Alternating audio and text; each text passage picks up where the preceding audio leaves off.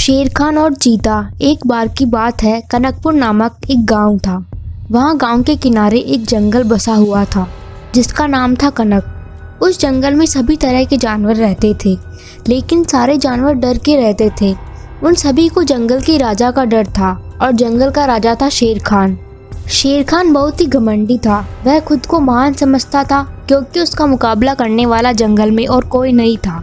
वह बेगुनाह जंगली जानवरों को अपना शिकार बनाता रहता था, इसीलिए सारे जानवर अपने घरों में दुबक कर रहते थे। शेर खान का मुकाबला सिर्फ चीता कर सकता था, लेकिन जंगल में एक भी चीता नहीं था। शेर खान हर समय बेचारे जानवरों पर रोब झाड़ता रहता था। वह बोलता था, इस जंगल में कोई नहीं है मेरा मुकाबला करने वाला, और अगर कोई आएगा तो मैं उसे देख लूँगा, लेकिन तुम सब मेरी आज्ञा का पालन किया करो। सभी जानवर चाहते थे कि शेर खान का मुकाबला करने कोई आ जाए। शेर खान की सिर्फ एक ही दोस्त थी, वो थी भीगी बिल्ली। भीगी बिल्ली नाम से उसे सब बुलाते थे। शेर खान का मुकाबला सिर्फ चीता कर सकता था, इसीलिए बिल्ली उसे सब सिखाती रहती थी। क्योंकि बिल्ली और चीता दोनों सामान्य जानवर होते हैं, केवल फर्क उनकी ताकत का होता है। एक दिन जंगल में सभी जानवर बातें कर रहे थे। तभी वह दिन आ ही गया जिसको सबका इंतजार था। जंगल में एक चीता आ गया। चीते को देखकर सब बहुत खुश थे, क्योंकि चीते को देखकर सभी का डर खत्म होने लगा था। तभी चीता उनके पास आया और बोला, मैं पास के ही एक जंगल में रहता था, लेकिन वह जंगल अब पूरी तरह से नष्ट हो चुका है, इसलिए मैं यहाँ आ गया। लेकिन तुम सब मुझे देखकर इतने आश्चर्यचकित क्यों हो? चिंता मत करो, मैं तुम में से किसी को भी कोई नुकसान नहीं तभी पहुंचाऊंगा। उनमें से हाथी बोला, हम लोग तुम्हें देखकर बहुत खुश हैं। हम सभी को इस दिन का बड़ा बेसब्री से इंतजार था। तभी सभी जानवर चीते को शेर खान के बारे में बताते हैं और चीता बोलता है, तुम लोग चिंता मत करो, मैं करूँगा शेर खान से मुकाबला। कुछ दिन बाद शेर खान सभी जानवरों को बुलाता है और गुस्से से बोलता है, मैंने सुना है तुम लोग बड़े खुश हो। इस जंगल में मेरा मुकाबला करने वाला कोई आया है।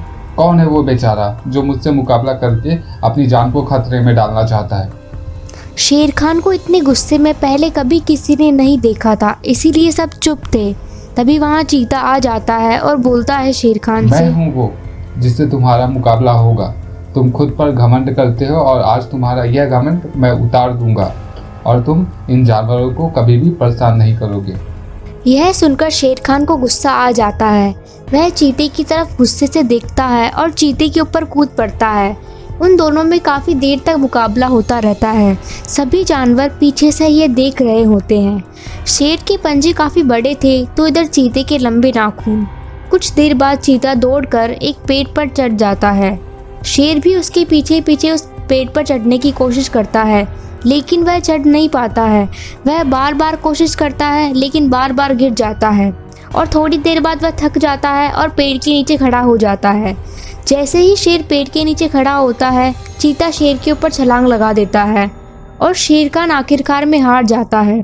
सभी जानवर शेर खान की हार देखकर खुश हो जाते हैं। शेर खान को अपने अहंकार का पश्चाताप हो जाता है और वह सभी जानवरों व चीता से माफ़ी मांगता है। सभी जानवर वहाँ से चले जाते हैं। शेर खान की दोस्त बिल्ली वहाँ आ जाती है और शेर खान उससे पूछता है, तुमने मुझे सब सिखाया, लेकिन यह पेड़ पे चढ़ना क्यों नहीं सिखाया? तो दोस्तों, हमें कभी भी खुद पर अहंकार नहीं करना चाहिए, चाहे हम कितने भी ताकतवर क्यों ना हो। अहंकार का परिणाम हमेशा बुरा ही होता है।